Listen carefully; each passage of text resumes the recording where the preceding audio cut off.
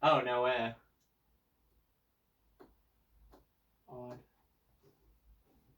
Yeah, that's air. It has the 3 circular parts to it. So yeah, I'm not sure how that one represents. Well, it's kind of like a wave, Am I crashing. misinterpreting? Because air's got the 3, and that clearly has the 3. No, yeah, that's definitely the air. I think the curls on it are just like the gusts of wind, which really look circulating, like wind. Yeah, I could see how that could be misinterpreted for water. But I mean, as soon as you're in your first game, you'll know what. So this one, this one's the water. In terms of other components, just typical cardboard. We can pull some of them out for demonstration. Yeah, sure. Let's do it. So here is the honor tokens, identical on both sides. I like those honor tokens. They're a nice size too, actually, because I think from what I've seen, you have, I mean, depending on the game situation, but often I think you're probably sitting somewhere from between 7 and 14 of these, maybe. So you know what I will say? It would have been nice if they made more than one numeral represented. So these are all ones. Oh right, yeah. If you had like a 3 or which or we've seen 5. in Star Wars, yeah. I think it would make it a lot easier instead of individually counting single tokens that your opponent has. Yeah, you got like your 5 out and then 2 1s, and it just cleans it up a little bit. But yeah, I would have liked to see that. Here's the fate tokens. This is basically both currency and represents the longevity of the units you play if you play them onto it. Again, identical sides. Mm-hmm. What do you think about the size of the components?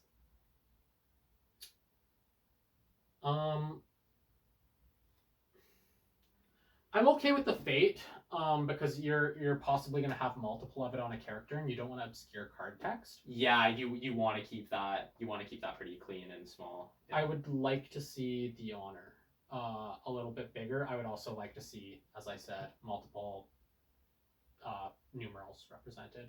Yeah. Those definitely fair points. Here's the first player token. That's a good size. I like that. Yeah, I have no problems with this. This is I think it's quite nice color choice. Yeah, and then we got the dials as well. So here's the back side of the dial, black. They could have done something interesting with this side, but perhaps they wanted to distinguish it clearly from the front. Not that you would confuse it though, because you would see where the number slot is on it as you're spinning it. Again, I think there was a little bit of cost cutting on the back, but the representation of the numerals themselves, that's quite nice, I would say. Oh yeah, no, absolutely. The red too. The red will stand out nicely against kind of the bluey black. Let's construct a dial here. Yeah, sure. Here are the pieces. So this.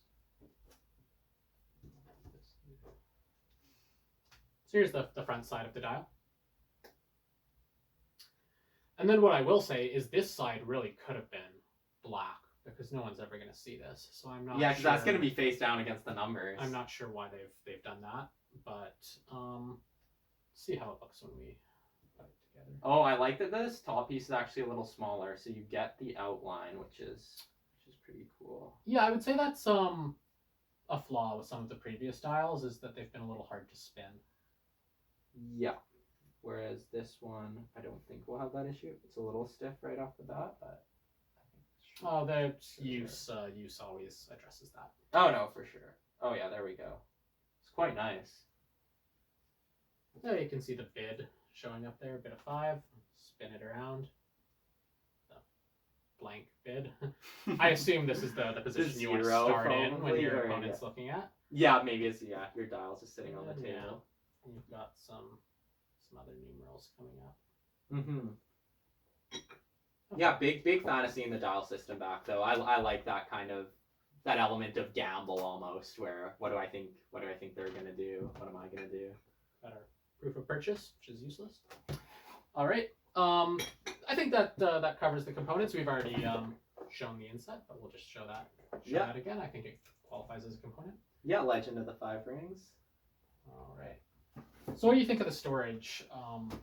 offered by the box, by the inset.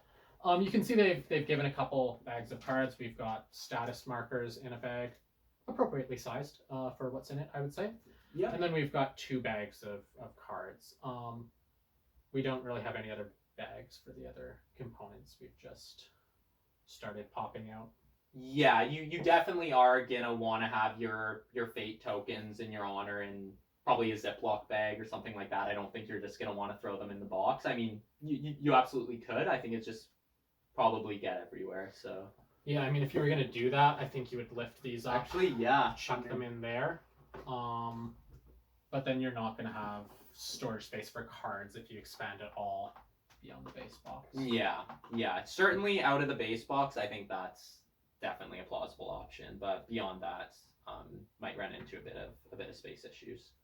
I would also like to see more bags provided, not just for the components. I think it would be nice if bags were offered for the components. A plastic bag is very cheap. Mm-hmm. This would not break FFG's budget. But I also think more than 2 bags would be very helpful. 7 factions, I believe, are represented in the game. Yeah, the seven clans, I believe they're called. Yeah. Crab, crane, dragon, lion, phoenix, scorpion, and unicorn. So yeah, we've got 7 there. But as I understand it, there's also neutral cards. So really, there's 8 distinct types of cards, categories, if you will. Yeah. And you're offered 2 bags here. So if you want to organize your cards in any meaningful way, what you're given is really not sufficient for that. Yeah. I think they are operating on the assumption that you'll use your own bags or whatnot, but you are purchasing the game, so like you said, it would be nice. It would be nice if it came with it. Yeah, I just don't like to see a game designer or a game publisher. Sorry, not a game designer. I don't like to see a game publisher, making the assumptions that all provide components necessary to meaningfully store the game they're selling me. Mm-hmm. Plastic bags are cheap; those should really be included. I agree with you. This will suffice if you're, you buy 1 box, you play the game with your friends, and you store the cards in it.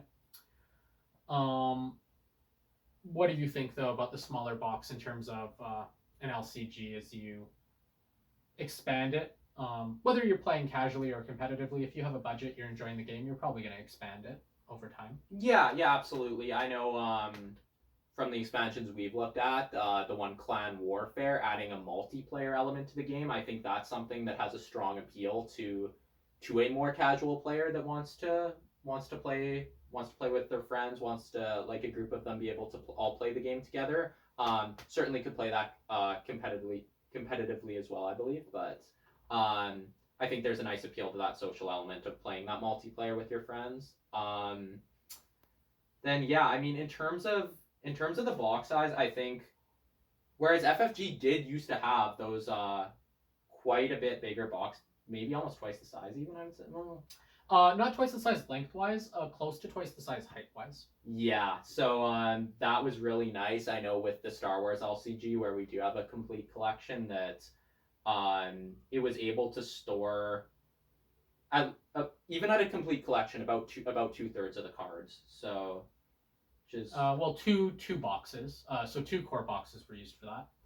I think if we were more organized about how we were storing some of the other game components, we could have fit even more. Yeah, no, there was a lot of room for expansion. We're not as much room for growth here. I think if you are expanding your card pool, the size of this will certainly run out a lot more quickly. Whereas you might have to look into some of your own storage options if you're really enjoying the game and diving into a lot of the packs and the bigger box expansions as well. Perhaps the bigger box maybe will address some of those issues. That remains to be seen. The bigger box expansions of their other products of late have not been suitable card storage options. They've been very flimsy, very cheap, and really quite small as well. Yeah. Again, yeah, I find it disappointing that a product is being sold with the expectation that you are going to enjoy the game, you're going to want to expand your collection over time, and if that assumption is true, which I would hope is the assumption FFG is making, yeah, you'd want to assume people are going to enjoy your game and want to buy some more products. So. And if that's true, even 3 of these boxes is not really going to be sufficient for what your consumer needs in terms of storage. Yeah. For anything more than a couple purchases worth. That's perhaps a bit hyperbolic, but I think once you add 6, 7 expansions, maybe a big box, cards aren't gonna fit in here anymore. Yeah, I'm definitely curious to see the size of their big box expansions because I do think they are bigger than the typical deluxe boxes that they put out. So perhaps that will address some of the issues that we brought up. But yeah, we'll have to find that out. All right, having covered all that, is there any other topic you want to address before we go to perhaps final thoughts? Oh well, let's discuss competitive versus casual play with one box in case people are curious about that. Oh right. So I mean the LCG model, like while there is that expandable element to it, it certainly is a game that you could buy this one box, one core set, and play it to your heart's content. But if you are looking to play the game more competitively, perhaps even if that is competitively with your friends, or whether you're maybe going to a local store and playing the game, potentially going to tournaments, you will need to buy multiple copies of this core set. So that'll be unfortunately for the Legend of the Five Rings, that is 3 copies that you will need if you want a full core card pool. But it's worth noting that both the Dynasty deck and the Conflict deck, the 2 decks you play with, the tournament deck building rules require 40 to 45 card range of cards in both those decks. I believe each clan gets 15 unique cards for the Dynasty deck in this box. So if you want to be playing competitively with the cards of your clan, that is going to be three boxes. Of course, you can mix in neutral cards. We'll have to look at how competitive those cards are. That does remain to be seen, perhaps. But typically speaking, from the many other LCGs we've played, if you do want to play at a more competitive level, you will be looking to likely add at least one more core set, I would say. I would say 2. Yeah. Once the card pool is quite large, then you maybe do have enough, well, you certainly have enough for a good deck from the expansions, but it is nice to have the options available of taking 3 copies of that great card you like from the core set. And I would say even in games with less than stellar core sets, there have always been a couple really great cards in the core set. A couple staples, want to be using throughout the game's lifespan. Yeah, for sure. Just to add to what you've said, I think the intention of this product and the core set model in general is to offer a affordable price point for someone to pick up the core set. Comes with starter decks. Sit down with a friend, see if you like the game, with the assumption that you're gonna buy another core set or 2, or further packs that are released over time. To kind of supplement what's offered. That said, and I think this is moving into my final thoughts, with the core set priced at, I think the MSRP is around 45 Canadian. If you're not a Canadian, you can look at the FFG website. They offer the MSRP on there for the product, so you can figure out what it would be in your currency. But I'm going to work in Canadian because that's what I conceptually know best. I think that's a bit high. I think if the goal of the product is to get people to try out the game with the expectation they're going to buy more, honestly, I'm not sure there's $45 worth of value here. That's not to say that it's not going to be a great game. I have the expectation that it will be, and I hope it will be. Yeah. But just as a discussion of what is provided in the box, I don't see $45 value worth, and I certainly think it's oppressive to someone who sits down with the core set, says, I had fun playing with the starter decks, I want to play this game competitively.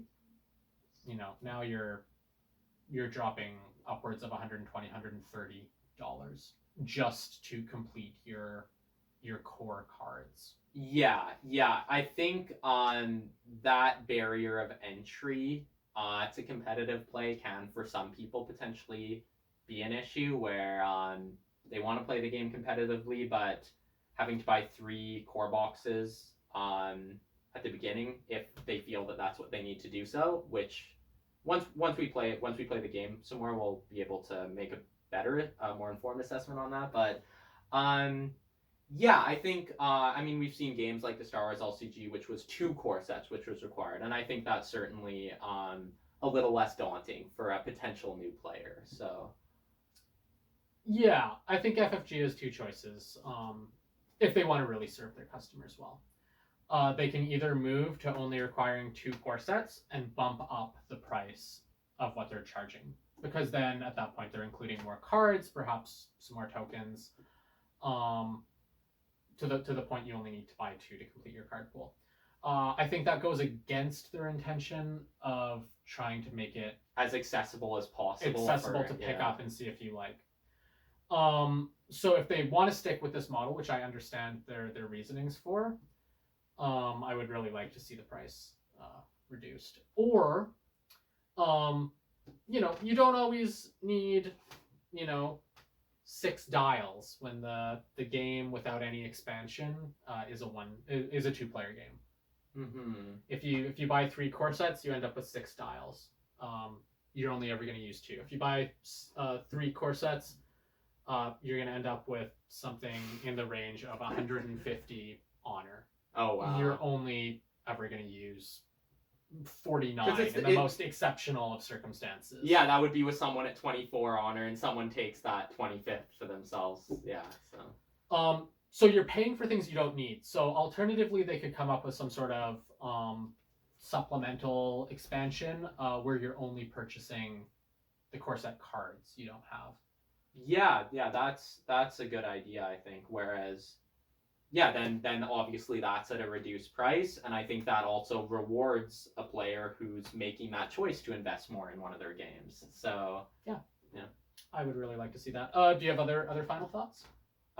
No, I think we've pretty much covered everything. I would definitely say this is a game that I'm quite excited for. Like we mentioned, it building off many of the mechanics which we've seen in other games, and I've heard that it's quite a nuanced game, and I'm really excited to delve further into this one. Yeah, so we're gonna play with at least 6 of the starter decks, hopefully 7. Yeah. Put those videos up for you, and maybe we can have a discussion of our thoughts about the game after we've done that. Right off the bat, which clan are you kind of most drawn to right now, would you say? It's a good question. I think it's worth reading some more of the that's lore true. that's included in the Learn to Play book. And it should be noted that FFG also regularly releases fiction for this game. It's on the product page. It's free, and as I understand it, it's partly informed by the competitive play results as well. So that's a very cool element. No, absolutely. I think that's great. That said, based on my knowledge of the clans, maybe Crane, maybe Crab was kind of interesting as well. It looked like there was some similar mechanics to, say, Night's Watch from Game of Thrones. Kind of defensive. Very defensive, play, yeah. So be interesting to see how that works in a game like this. Yeah, no, absolutely. And yeah, for me, it's hard to say. I would I honestly, Phoenix right off the bat, I find that the element of like spell casting and having those abilities to be really cool, and then possibly Dragon. Yeah. So yeah, we'll see which ones we end up picking for that first game, but like you said, we do plan on playing. Yeah, well, their recommended first game is Crane versus Lion, so we can okay, yeah. I think those are 2 of the more competitive factions, both out of the box. If you look at the World Champion decks, I believe the first 2 were Lion and then Crane. But as I understand, the meta, those 2 are still pretty competitive. Okay, yeah, no, so yeah, we'll definitely start with that and then branch out from there. All right, well, thanks for watching. We hope this video was informative if you're interested in picking up this product. we're just curious about it. And hopefully, the additional content we come out with for this will also prove useful to you. Yeah. Thank you for watching. Till next time.